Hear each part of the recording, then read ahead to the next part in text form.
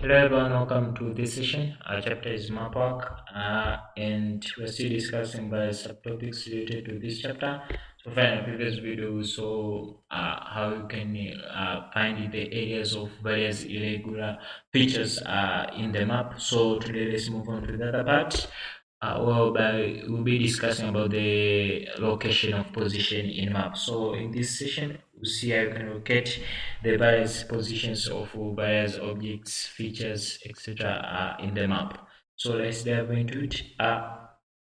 Location of position. A map in map reading, a position. This is simply a place where an object is situated on the Earth's surface, and that can be represented in the map. So the position is just a place where an object is situated, or a place where an object or a feature is located. Now, the geographical position of a place may be shown by using the following ways, and these are just common ways on how you can locate the various the geographical positions of objects or features in the map.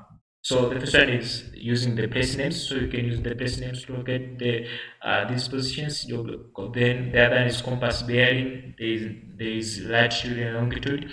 Also, there is grid reference in rational list using of these political and administrative boundaries. So we'll discuss some of them in detail.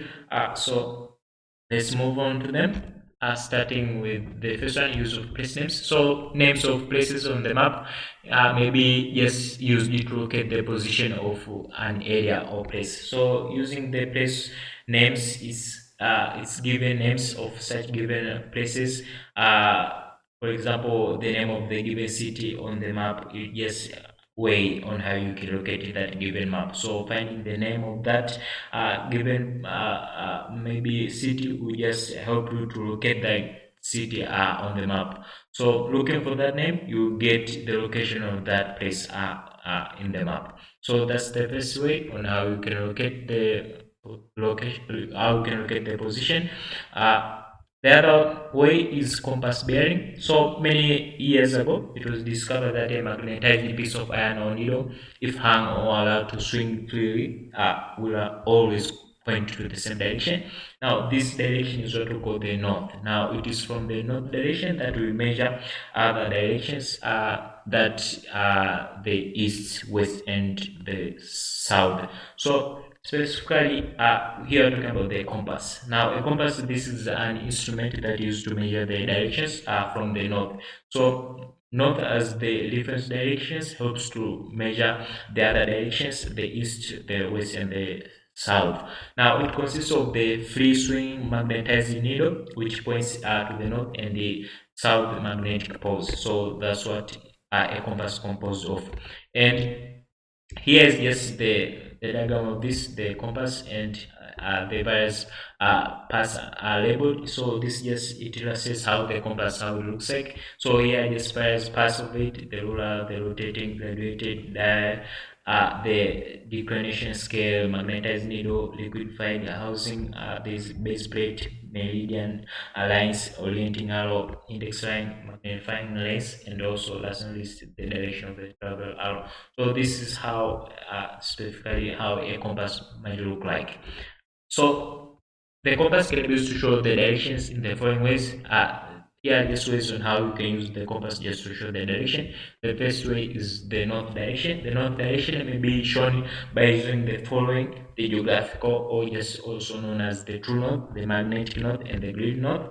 So discussing each one of them, starting with the first one, geographical or true north. This is the direction towards the North Pole from any place on the Earth's surface. So this is always indicated by the north arrow. And when reading directions on the map, we usually use this, the true north. Then there's the magnetic north. This is just the direction to which the compass needle points.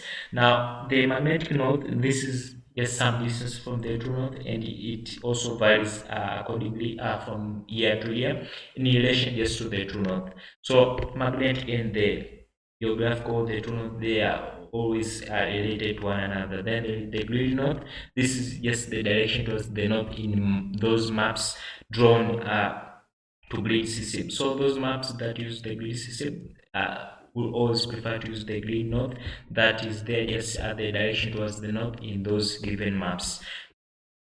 Then the compass directions, there are four major directions. Bearings, or also known as the cardinal points on the maps with respect to fixed point, be it is the true north or the magnetic north. They are marked by 90 degrees. So these are the major directions on the compass. So there's the north, south, east, and west. So these are marked at 90 degrees.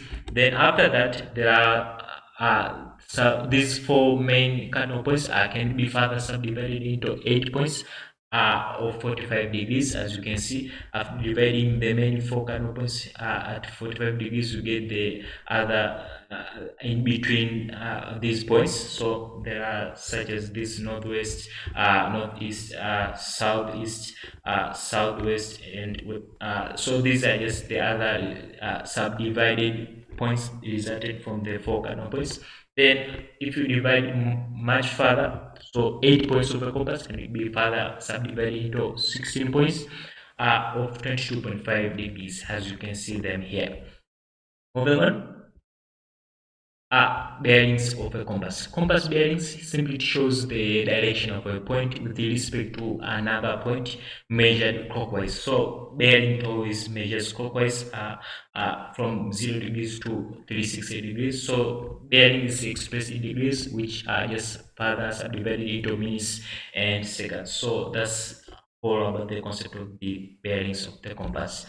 Moving on, let's see this other method and how you can locate various positions. The grid reference. The grid system, this is the pattern of the horizontal and the vertical lines forming the squares of these uniform sizes that are drawn on the map.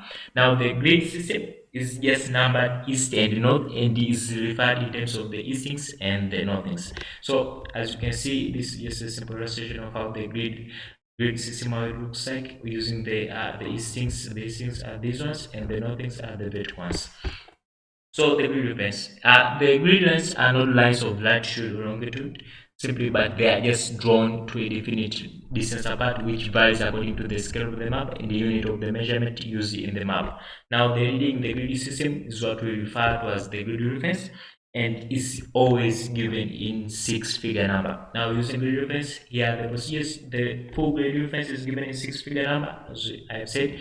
Now, the instance, the eastward direction or the readings that are horizontal are always given first, then the northings, the northward direction or leadings follows after the eastings.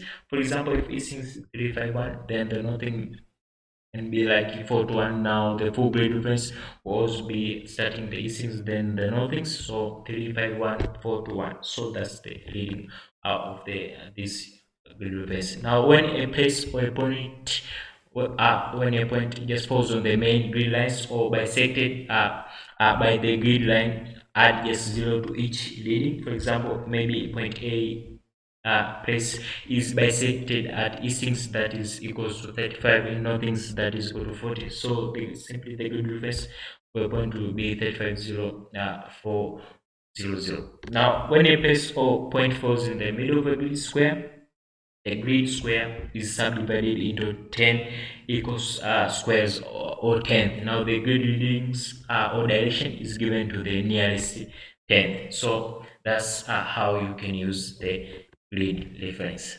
So that's all I have for this session. I hope that's clear, everyone. Thank you for listening. We've seen various ways on how you can locate the various position of these objects or features on the map. We've discussed some of them in detail, and we've listed the common ways on how you can locate these positions. So that's all clear, and thank you.